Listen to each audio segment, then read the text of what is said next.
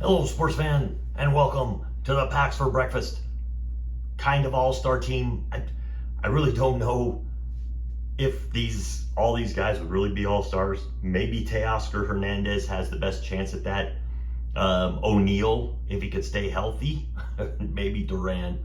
Not the most exciting lineup of players. They were chosen. A lot of these cards were chosen because they were inserts into the packs that we did, the 2025 Topps Series 2. Not exciting cards. I don't recommend buying them. Wait for the Chrome. It's like Series 2 is just, it's just fluff. It's really nothing. There's just, I mean, we pulled 17 packs, 18 packs of cards and got no Shohei Ohtanis, no Aaron Judges, no Skeens, no Scoobles, no Chris Sale, whatever.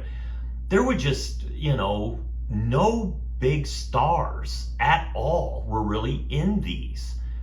Some decent players came out of them, but nothing that I would say, man, that would have been cool to open that. I would have been very disappointed in those cards if I opened them. Unless, of course, you wanted to complete the entire Cubs roster, because it seems like we were pulling every Chicago Cub that you could pull, except for, of course, Crow Armstrong.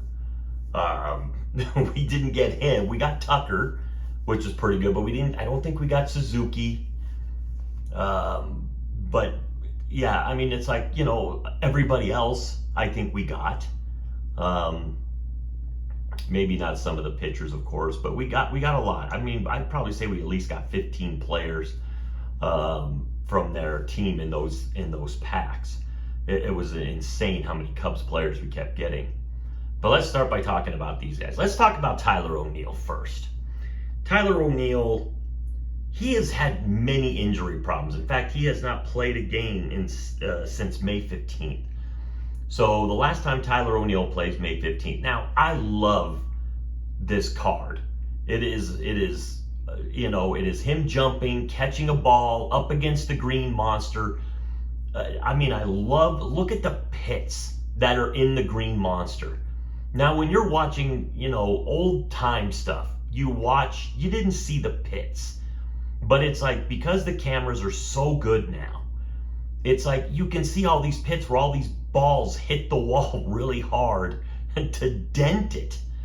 So it's very cool. It's a very cool looking thing. But yeah, it's like, it also tells you, it's like when they hit that wall, it's not soft. But it's still a cool looking picture. I really like that pick. But Tyler O'Neill does not stay healthy. He has played 7 seasons in the MLB. He has only played over 100 games twice. The most games he's ever played in a season is 138. This year, in fact, he's only played 24 games. In those 24 games, he's not doing well. He's batting 188 with 2 stolen bases, 2 home runs, 10 RBIs. His last 10 games before he got hurt, he was 2 for 31. That's a .064 batting average. So Tyler O'Neill's not having a great season. His career numbers are a little bit better. He's got a career 12.6 WAR. His career batting average is 246.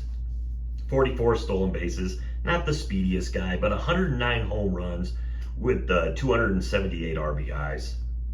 And like I said, he's played 7 seasons and he's played 590 games.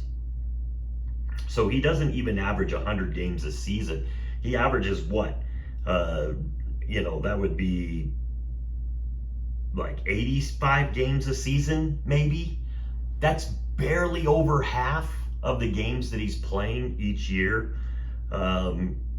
It looks like when he plays, he can club the ball pretty good. He's got some pretty good pop in the bat. A little bit of a thumper, but yeah, it's just a shame. He's been on the IR or the IL for since the 15th. They have him, back to working out and taking swings, but no real, date for his return. Then we'll go to Jarren Duran. Jarren Duran has played 4 seasons in the MLB. This is his 5th. He's played 353 total games with a 272 average, 10.1 career WAR, 67 stolen bases, 34 home runs total with 142 RBIs total. He's not great by any stretch of the imagination. This year he's played in 78 games. The one thing about Duran is he's the opposite of Tyler O'Neill. He's durable. He's played in 78 games this year. And it's like, I think, isn't that all of them? What are the Rockies right now? 18-60? So, I think the Red Sox, they probably played 77, they've at least played 78 games. But Duran last year played in 160 games out of the 162. So he's durable, which is nice. This year he's batting .257, 15 stolen bases, 5 home runs, 38 RBIs. I think the reason he's down to .257 is because in his last 10 games, he's 5 for 36 in his last 10 games. So he's batting .139 in his last 10. So that average was probably up around .270. And then he's had kind of a rough go of it. But yeah, it's like Jarren Duran, young player still, pretty, he's got decent speed and he's got a little bit of pop in the back. He's just on a little bit of a slump right now. But then there's Teoscar Hernandez, the one guy on here that I really believe could be on an all-star team. He's played in 965 games in his career over 9 seasons, previous to this season. Career batting average of .263 with a 19.1 WAR. Not bad. 54 career stolen bases, 192 career home runs, 572 career RBIs. He always got some pop in the bat. He drives them in, and he hits for a pretty decent average.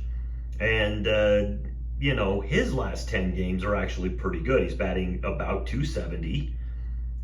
With 10 for 37, with 4 home runs and 7 RBIs in his last 10 games. So he's doing pretty well. He's hitting pretty well right now. His batting average this year so far is .263 in 63 games, 5 stolen bases, with 14 home runs and 51 RBIs. So Teoscar Hernandez is definitely playing very good baseball. He's a veteran. He stays pretty healthy. But yeah, it's like out of these 3 guys, Teoscar is probably the best. Tyler has just been robbed of a lot of time. He could have better numbers if he just play. Like I said, he's playing in about 53% of the games that he could potentially play in. So I don't know if that's just because he's bounced between the minors and the majors, or if it's because he's been injured lately. And he doesn't play a lot of seasons. He's only played 2 full seasons of over 100 games. So I think one season was 110, one season was 138. So that either tells you that he's, playing, a lot of games, or maybe he's bouncing between the majors and the minors, or he's injured for a ton of games. Jarren Duran, serviceable. I don't think I'm looking at, too many all-star games for any of these guys. But definitely they do put up some numbers that could, maybe, in an offer, it's like, the thing is, outfields are usually pretty crowded. You usually have a lot of good outfielders. And I think it would be hard for, either one of those guys, especially in the American League, to really get the nod for an outfield spot, especially, Boston. Devers was gonna be there. You ain't know. We'll have to see if the Giants squeeze in Devers as an all-star. But yeah. So as for these 3 players, this is what you're looking at. This is not the most exciting lineup. That's definitely not Bonds and Ricky Henderson and Larry Walker. So it's loosely saying, and that's all-star for now.